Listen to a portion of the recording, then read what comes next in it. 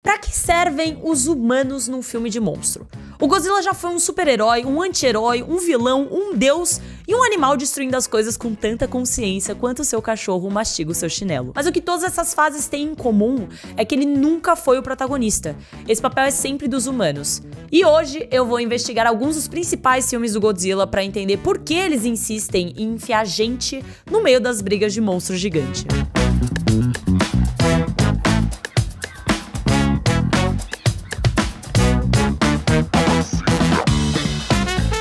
O Godzilla provavelmente tá no seu auge em 2024. A gente acabou de ter um dos melhores filmes do Monstrão, graças a Minus One, que até levou Oscar, e estamos recebendo várias novidades do Monsterverse, como Monarch, Legado de Monstros, e agora Godzilla e Kong, O Novo Império. It's really cool. I mean, like, we're living in really exciting times to be a Godzilla fan, and you know, I've been in the Monsterverse now, making movies for almost 7 years,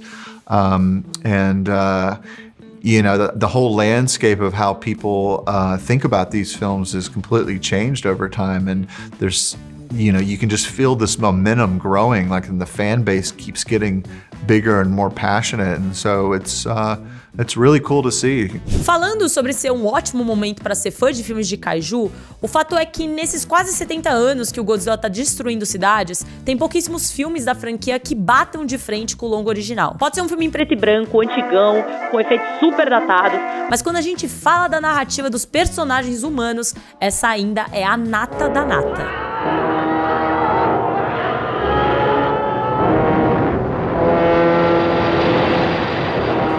Personagens humanos guiando essa história. Um deles é o paleontologista Kyohei Yamane, que defende que o Godzilla tem que ser estudado, não morto. É só quando o Godzilla destrói Shinagawa que começa a ficar difícil de defender o lagarto e ele perde um pouco dessa postura pacifista. Mas ainda assim, o Yamane sofre muito com a situação porque ele o enxerga só como um animal sendo abatido. Já a Emiko Yamane, que é filha do cientista, tá num triângulo amoroso. Ela é apaixonada pelo Hideto Ogata, mas é noiva do Dr. Daisuke Serizawa. O Serizawa é um dos personagens preferidos dos fãs da franquia, muito porque ele tem um conflito gigante nesse filme. Ele criou o destruidor de oxigênio, uma arma que é capaz de matar o Godzilla, mas ele não quer que essa invenção seja revelada pro mundo. O Serizawa não quer ficar conhecido como o homem que criou uma arma mortal e nem quer que uma invenção dele caia nas mãos erradas e seja usada pro mal. Então ele decide que vai usar o destruidor de oxigênio, mas vai morrer junto com o Godzilla, já que com a sua morte, mais ninguém vai saber replicar a sua invenção.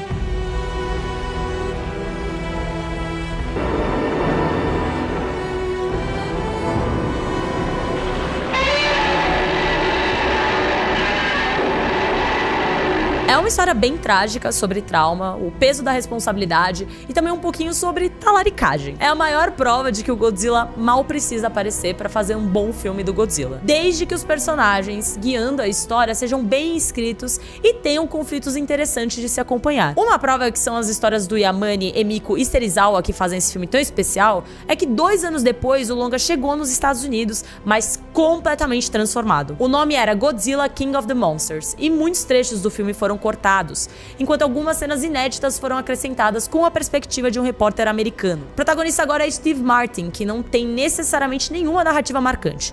Ele só tá lá acompanhando todos os acontecimentos. A mudança deixa a história objetivamente pior, não só porque dá uma censurada nas críticas contra a bomba atômica, mas porque a gente vê da perspectiva de um personagem que não tem um grande drama que desperte o nosso interesse. E é curiosa a dificuldade que Hollywood teve de encaixar bons personagens numa história de monstro, porque eles já tinham feito o maior clássico dos filmes de monstros até então, o King Kong. Como o gorilão era mais antropomorfizado e interagia diretamente com as pessoas, talvez até fosse mais fácil de encaixar humanos nesse universo. Mas em Godzilla, geralmente os personagens têm uma distância maior dos kaijus. Ele tá mais próximo de um furacão, um tsunami ou qualquer tragédia do tipo do que pra um personagem com personalidade e características complexas. É meio impossível de imaginar ele colocando uma mulher nas mãos e trocando olhares com ela, igual ao Kong.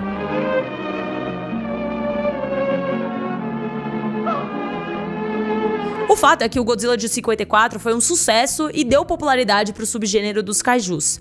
Nos filmes seguintes, de vez em quando, a gente ainda via histórias que giravam em torno das pessoas se defendendo do Godzilla, mas o caminho mais comum que a gente viu na franquia foi ver o lagarto se tornando o protetor do Japão e lutando contra outros monstros. De repente, o Godzilla tinha personalidade, dava risada e até dançava. Mas, se os humanos não são mais os heróis, então o que sobra pra eles fazerem quando o Godzilla assume esse posto? Cada filme responde essa pergunta de um jeito diferente, até porque tem dezenas de filmes nessa franquia. Mas a abordagem de Godzilla vs Biollante é uma das mais interessantes. Nessa altura, a franquia já tinha sido rebootada e o Godzilla já tinha voltado para um tom mais sombrio e tava mais para um anti-herói, às vezes salvando o Japão e às vezes destruindo tudo. Em 89 saiu Godzilla vs Biollante, que acompanha uma corrida armamentista para ver qual país consegue replicar o material genético do Godzilla para produzir uma arma biológica. Esse DNA vai parar nas mãos do Dr. Shiragami. 5 anos antes, ele estava fazendo um experimento com rosas que podiam crescer no deserto. Ele decidiu misturar o DNA da filha com o das rosas, mas anos depois acontece um acidente e o material genético do Godzilla também se soma ao experimento. Como resultado, nasce esse monstro apelidado de Biollante. É um filme que tem esse escopo político e essa metáfora para as armas nucleares que a gente espera de um longa do Godzilla, mas também tem uma história muito íntima e sensível sobre o luto. Parece bem mais desafiador encaixar os humanos de um jeito orgânico na história quando o Godzilla é o herói. E esse é um desafio que o Monsterverse assumiu nos últimos anos.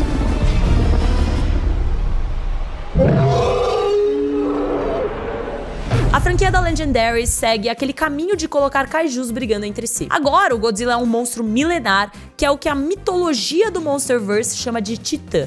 E ele aparece pra lutar contra outros titãs pra manter o equilíbrio da Terra. Esse Godzilla tem uma pegada meio Último Samurai, no sentido dele ser um guerreiro solitário que aparece pra luta e faz o trabalho dele sem uma palavra sequer. Ele ainda é o mesmo Godzilla que destrói todas as cidades por onde passa, mas ele tá ali pra ajudar. Well, you know, the monsters, even though I think they're all heroes, like, or at least Godzilla and Kong are, you know, they're still animals to a certain degree, or they still have animal instincts, and you know, sometimes the best way to save the world isn't the best way to save it from massive collateral damage, and you know, to a certain degree, the greatest homage a monster can pay to a great city is to destroy it, and because that's what we all remember them doing. And so, in their own way, I think that they are paying homage to all these great landmarks and locations. O filme de 2014 que estreou esse universo não é uma grande referência de história dos humanos, porque o Godzilla quase não aparece, mas ao mesmo tempo acontece pouquíssima coisa com os personagens. Um dos poucos destaques é a nova versão do Serizawa, que mais uma vez rouba a cena. The arrogance of man is thinking nature is in our control, and not the other way around. Em 2019, o Monsterverse deu mais atenção para a jornada dos humanos e colocou eles como vilões. Tem alguns ecoterroristas que fazem um plano para trazer de volta o King Ghidorah, que estava congelado, porque eles acreditam que os titãs são responsáveis para equilibrar a natureza. Óbvio que dá tudo errado. Mas é um jeito de colocar as pessoas não só como vítimas da destruição, mas como os pivôs de toda a treta. O Monsterverse está seguindo um caminho bem interessante, porque os kaijus estão sendo mais humanizados que nunca. Eles têm histórias de origem envolvendo família, têm amizade e conflito entre eles. Chegou numa altura que eles são mais complexos que muitos dos personagens humanos. Yeah, we're realizing that, you know, the need to belong and like family and compassion and care aren't just human constructs, right? We start to see it emerge from a Godzilla and Kong, this need to be wanted, this need to be identified. All these things come out in this way. Do we get kick-ass fights and kick-ass score? Yeah, we do. Yeah. But we start to like really care for them, like you really care about where they come from and who they are. Pra muita gente, essa é a abordagem ideal para um filme de kaiju, que é abraçar o absurdo, fazer cenas de ação intensas e dar o máximo de tempo de tela possível pros monstros. Mas também tem quem prefira uma abordagem diferente. Lá no clássico de 54, Godzilla mal aparece e ninguém reclama que ele tem pouco tempo de tela. Se você fizer um longa centrado em bons conflitos de personagens, o público não vai ficar entediado quando não tem kaiju em tela. É nessa abordagem que o cinema japonês está apostando.